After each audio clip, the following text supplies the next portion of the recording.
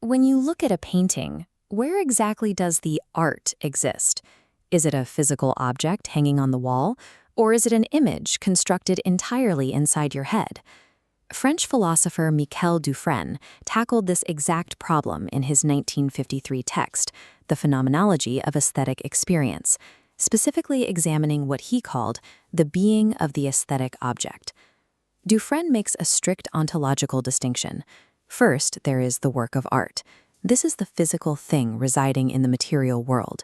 It is composed of wood, woven canvas, and dried pigment. It has weight, and it occupies space. Then there is the aesthetic object. This is that exact same physical material, but apprehended by a spectator. It is the work of art as it exists within human perception. Crucially, human perception does not create the aesthetic object out of thin air. Instead, perception completes it. The physical material solicits a conscious observer, and the observer fulfills the object's physical demands by looking at it.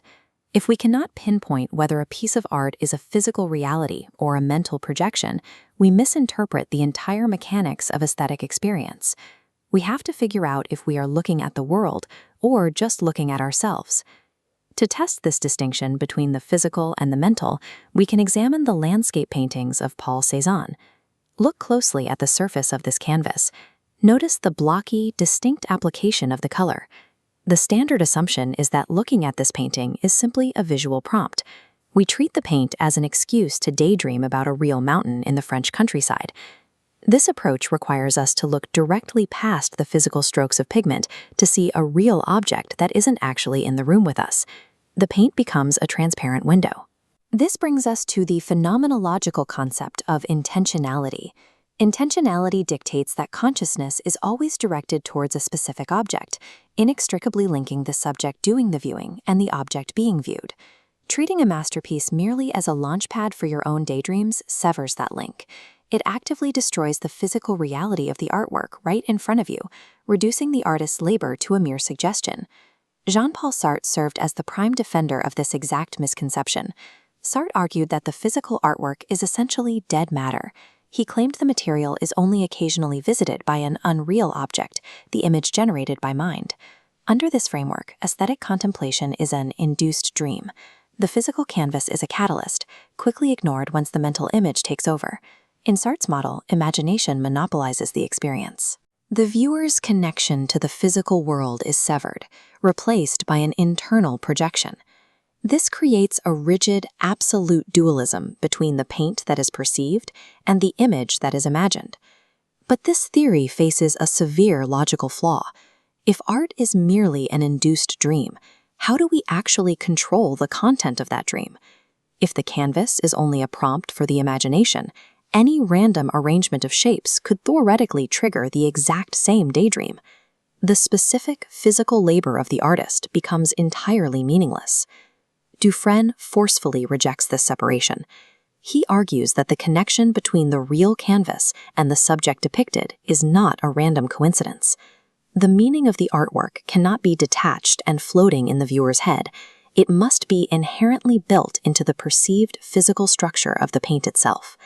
Dufrenne introduces the autonomous reality of the aesthetic object. It exists firmly in itself, with its own specific density.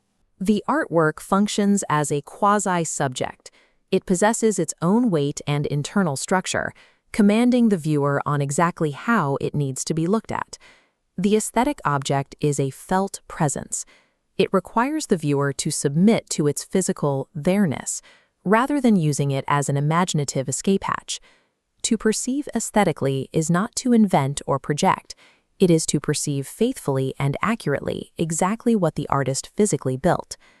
By anchoring the meaning directly to the material, Dufrenne rescues the artwork from being a mere psychological prompt. He restores it as a heavy, undeniable presence occupying the real world. To strengthen this claim of physical presence, we can look to the phenomenology of Maurice Merleau-Ponty. Let's return to Cézanne. Look at this second depiction of Mont Sainte-Victoire. Merleau-Ponty observed that Cézanne's painting does not make us think of a mountain. It explicitly presents the mountain directly to our visual senses. There are no strict outlines here. The painting captures the fluidity and coexistence of objects strictly through the dense application of space, color, and time. This rigorous demand on the viewer brings us to what Dufrenne calls the deontology of aesthetics. Engaging with art is a strict moral and perceptual task. Because it is a task, there are inept perceptions. A viewer can fail the artwork by not paying enough attention to its actual physical reality. The spectator has a responsibility to be docile. You have to submit your consciousness to the rules established by the object itself. This is entirely distinct from the posture of a critic, who might look at the work merely to categorize it or justify it objectively, rather than experiencing it directly as a sensory phenomenon.